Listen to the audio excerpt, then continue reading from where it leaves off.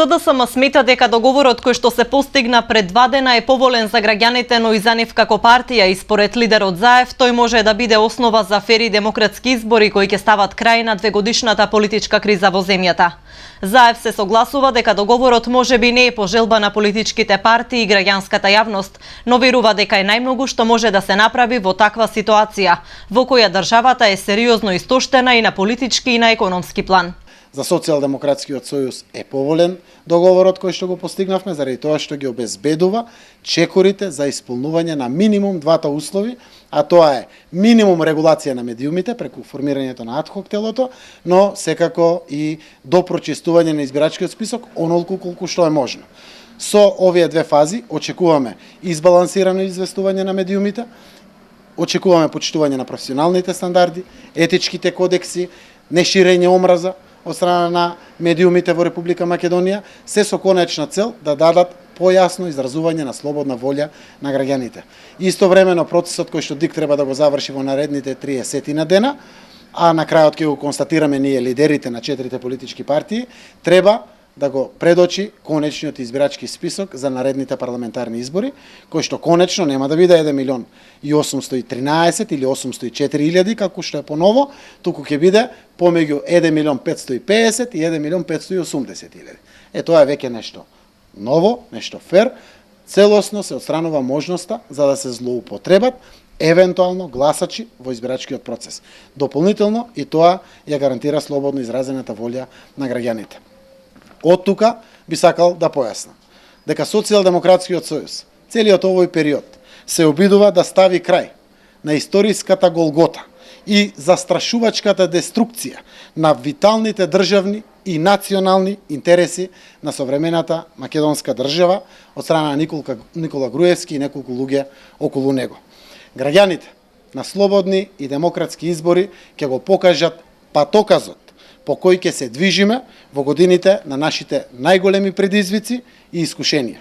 Сакал Никола Груевски или не, граѓаните имаат право на слободни и демократски избори и таквите избори набрзо ќе се случат во Република Македонија. Критиките на јавноста за пропустите во договорот за Заев се разбирливи, особено оние кои што се однесуваат на делот за реформи во медиумите.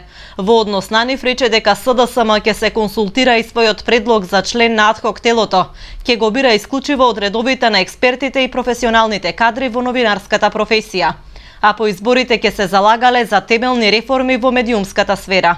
Никој не може да биде до крај среќен со договорите. Во договорите двете страни треба да попуштат за да има договор. Да не заборавиме, губат граѓаните, губи економијата од пролонгирањето на оваа криза. Нашиот став за делот на изборите е целосни реформи.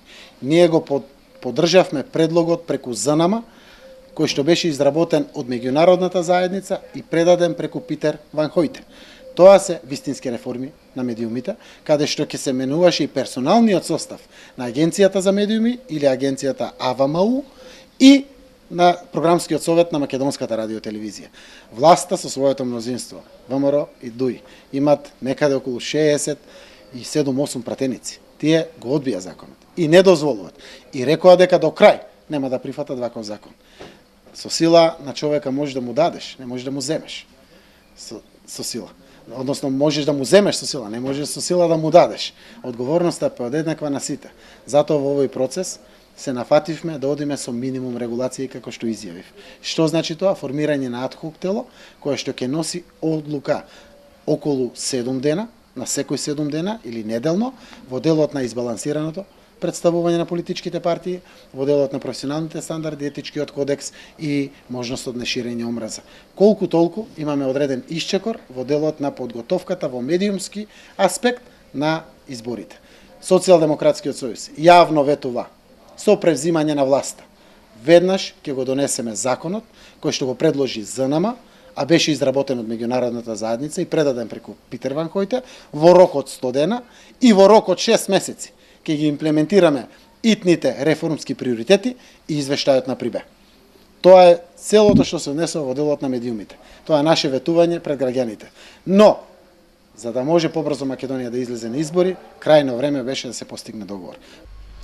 Заев не очекува минирање на договорот од страна на ВМРО-ДПМНЕ, особено затоа што во следниот период останува да се решат неколку технички работи во однос на избирачкиот список. Така да, овие се технички аспекти и верувам во наредните 30 дена ќе бидат завршени, за да направиме една консултација, консолидација на тоа што е завршено и само да го потврдиме датумот од формирање на влада техничка до датумот на изборите.